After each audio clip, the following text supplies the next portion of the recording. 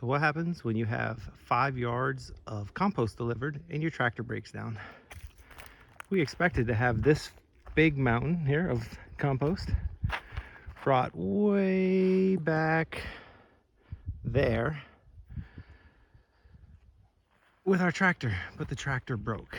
So I've got 2 weeks till the last frost and I need to get my potatoes planted, and we have no tractor. So a Saturday in the heat doing this.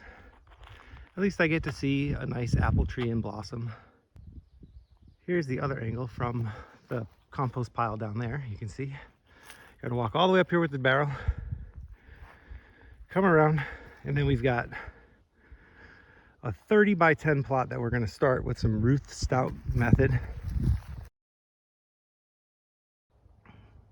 Okay, so now we've got about 4 yards of compost on top of that, which is a couple inches above the cardboard across the whole thing. What we're going to do is we're going to lay straw across all top of it after we put in potatoes. We're going to grow potatoes in rows on the ground there, and depending on how much space we have, maybe some green beans as well. We like bush beans and they do well in pretty much every situation we've tried, so we think it'll work there. But basically, yeah, you put down the potatoes, we'll put them down, I'll show a video of that in a minute here, and then you're going to cover them with some straw, or we have straw, and then we're going to put some landscape fabric down for rows in between. So okay, we have the garden laid out. We have landscape fabric between each of the rows, 1, 2, 3 layer areas of landscape fabric. We will now put potatoes between them. All of these rows will have potatoes, and then we'll cover them with straw. Okay, we have potatoes on the ground. We have a bunch of grocery store leftover potatoes. So these are just from Maine somewhere, white potatoes and russet potatoes that we chopped up. And then we have a row here of, these are from High Mowing Organic Seeds Gold Rush. And then the Gold Rush continues up here, and we run out at this one. These are a little fingerling potato, and they are called Amarosa fingerling potato. We have no idea how those are going to do, but we're hopeful. We have some space over here for beans, like I talked about before. And then over here, we have some red chieftains. We have a whole bunch of red chieftains, pretty much this row right here and that stuff right there.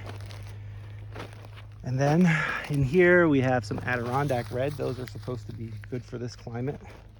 And then this is a bag of purple potatoes that we bought at Tractor Supply just because it was there and they looked interesting. And I ordered some purple seedling potatoes or seed potatoes from High Mowing, and they ran out, so they sent me those fingerlings down there instead.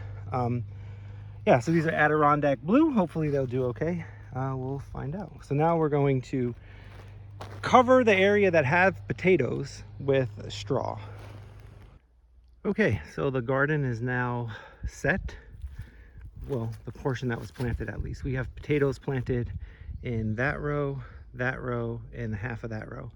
The bale of hay that you see sitting out there, or straw, is just to hold down that that row cover. So everything's covered with, you know, between 6 and 10 inches of straw. When I read online, that was, or saw online, that's basically what everybody recommends for Ruth Stout, is to put the plant down, you know, whatever you're going to grow down in there, and then cover it with 6 to 10 inches of hay or straw. And then as the year goes by, the straw will flatten down. We're expecting some rain tonight, although you wouldn't know it because it's a beautiful day in northern Vermont today. But yeah, so we got that all started. At some point, we'd like to bring the garden way over to there, but you can see when we bought the lot here, there's a lot of debris left from when they cleared the lot for us to, you know, build our house. And we have a visit from Zed the dog. Hey, bud. Yeah, so this is basically what it's looking like at this point. We'll check back in a few weeks, especially after some rain, and see what it looks like. And hopefully the potatoes will start sprouting up. Okay, so this is a day after we planted everything. We came out because the yard is really wet. We had a bunch of thunderstorms last night, and it was been raining really, really hard all morning. So we finally got a break in the clouds.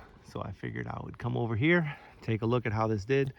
And except for the dog peeing on it, what are you doing, Ryan? Get out of there. Yeah, everything looks great. The mounds held up. They're flattened out a little bit, which we expect. What's going to happen mostly is that these will kind of pat down as the season goes on, right? And then they'll start breaking down in the middle. So you'll end up with stuff like basically compost. Yeah, though the walkways held up pretty good. You can see we can walk on them here, and they're pretty solid. Everything looks pretty good here. And we've got several inches of nice wet straw, so that's great. The potatoes are underneath there, and they'll be good. As I said yesterday, what we'll do in the long run is plant a bunch of green beans, maybe some corn on the other parts here, but most likely it's going to be green beans. If we have some space for corn, we might. And I also might just put some corn into that dirt patch right there because, you know, why not? We got the space. I'm going to have some electric fence put around this to keep the deer out, and it will take a little while, but that'll be another video at some point. Zed, watch out, bud. So yeah, it's looking good. We're happy with how it's come along so far, and we'll come back with some other information later. And one more thing to mention is that while I have focused solely on this little garden bed for our first video here, we do plan on making these videos more often, but the next thing that we'll probably do is we have a drone, and I'll bring the drone out and maybe run it over the property here and get some video so that people can kind of get a look of the layout of our property and what we plan to do with it. You know, this is stuff that we just bought. We're turning this raw land into something we hoped to be productive and useful. As you can see, there's a lot of woods and a lot of, you know, unmaintained land. This was all woodland just a year ago. The person that we bought the land from cleared the center there for us before we purchased it. And you probably can't make it out, but somewhere right there is a well that's already dug in the ground, and we've got a driveway put in. So, you know, we're going to be moving along here. We'll be building a house pretty much where the trailer sits right now. Sometime later this year, maybe early next year. You see that there's some septic tanks here. They're going to get buried. The dog is currently standing on what will be the septic mound. We've currently only got a shed brought in. We just had that brought in a couple weeks ago. But outside of that, it's pretty raw. I'll do a property walkthrough and talk about, you know, what we plan to do, how the layout of the land is, what's around. You know, we have some wetlands back there with a stream that runs through. We've got what's going to be the garden area. We plan to have a small orchard over there, the house site where we'll have chickens somewhere, and then maybe where we'll run some pigs or something up on the hill back there. But yeah, we'll go through that. Overall, it's 5 acres, and we're pretty excited to get started. So thanks for watching this beginning video of what we got going on here with the Ruth Stout method to get our soil and our ground for our garden space begun to be built up, right? It's going to take a couple years. We'll get this started this year here, and then as we clear that big brush pile out and, you know, leftover grading material, we will then bringing this all the way over. So we'll talk about that with the video of the drone footage, as well as, you know, where the orchard plans to be and the house site and things of that nature. So with that said, thank you for watching this first video of ours. We hope to show a whole bunch more and walk you through our journey of building this small, you know, plot of land into something useful.